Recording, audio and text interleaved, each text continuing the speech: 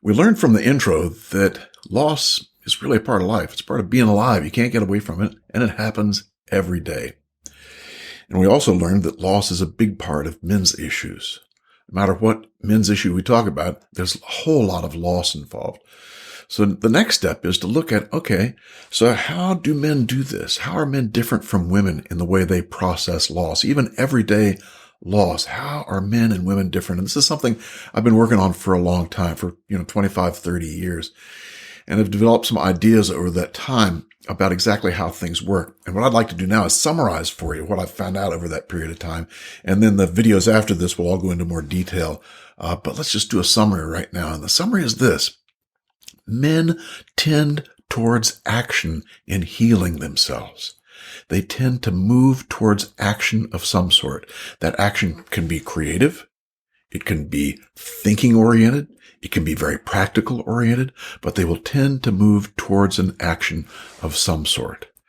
And it's the action then that helps them process that loss. Now, importantly, the action also pulls them into the future. So they have to plan the action, they have to do the action, they have to edit the action, they have to do all kinds of things that pull them into the future. And so you've got this action-oriented healing that is also sort of future-oriented, very, very different from the default type of healing, which is the more feminine-based, which is you talk about it, and you cry, and you talk about the past. So it's being pulled backwards into the past is a valid form of healing. But this action-oriented mode of being pulled into the future is also just as valid a form of healing. It's just different, and it's not very well known. So, the whole thing of being pulled into the future versus going to the past throws people off. When I first started working with men, just the idea that everyone should cry and talk about the past, that was just kind of the accepted way of healing. And we've got a little better now, but not much. And still men are not understood for the ways that they do heal from loss. And we'll be going into more details in the videos to come about exactly how that works. And we'll see that there'll be a whole video on creativity and loss. How is it that men can use creativity as an action and a means to heal themselves? How can they use practicality as an action to heal themselves? How can they use thinking or inaction? The other piece of this is that men tend towards inaction or seeking solitude in order to heal. This is yet another branch of healing that tends to get shamed sometimes because people don't think he's by himself. He's all alone. Yeah. Men for thousands of years have been using this solitude idea as a means to process their own crap. They do it on their own. We call it grinding. Men will tend to grind on things over and over again on their own in solitude.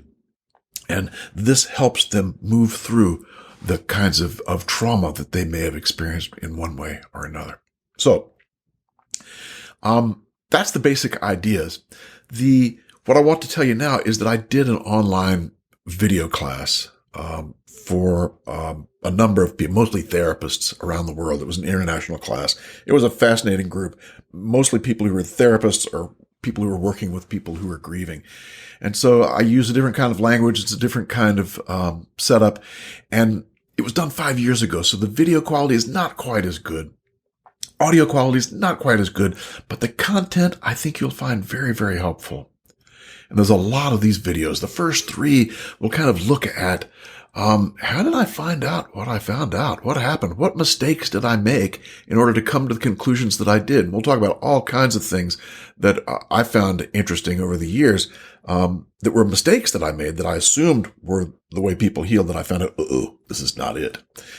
The next 4 after that, I think it's 4, are all about why is men's pain invisible?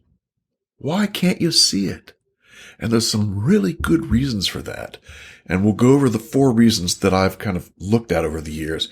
And I think you'll get a better sense of that by looking at those 4. And then after that, we'll look at each type of healing, creative, practical, thinking, and give examples of men who do just that and how that works. In fact, let's give an example right now, because it's a little bit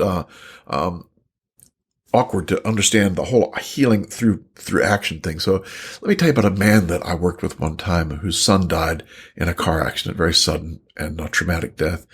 And the man, after a while, I mean, he was in shock for a while, but after a while, he started to write a book about his son. This was not a book for a publishing company or anything. It was just a book he wanted to put together. He interviewed his son's girlfriends, ex-girlfriends, coaches, teachers, whoever. And each person he interviewed, of course, he'd talk about his son. He'd ask them questions he'd learn more about his son. He'd tell them things about his son. And frankly, a lot of what he did in these interviews was the same thing that someone would do in a support group. But the man did it through his action.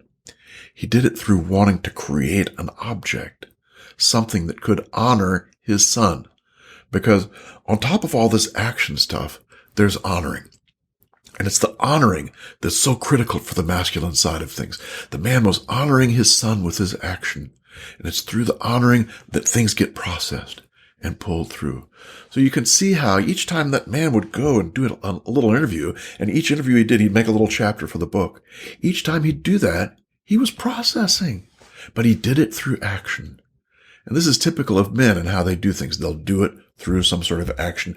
And we'll look at all of those action type things in separate videos you'll see as you go along. The creative section will feature Eric Clapton and how he healed. The practical section will feature Michael Jordan and how he healed. The thinking section will look at C.S. Lewis and the things that he did.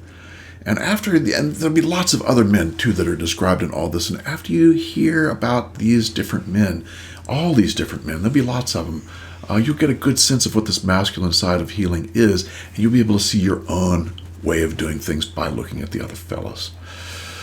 So, these are now available on Patreon, all 14 videos.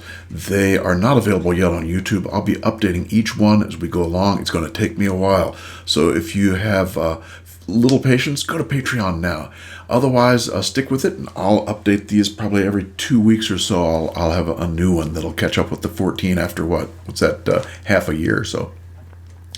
Anyway, thank you for watching, and don't forget to subscribe, comment, and like, and let's not forget that men are good.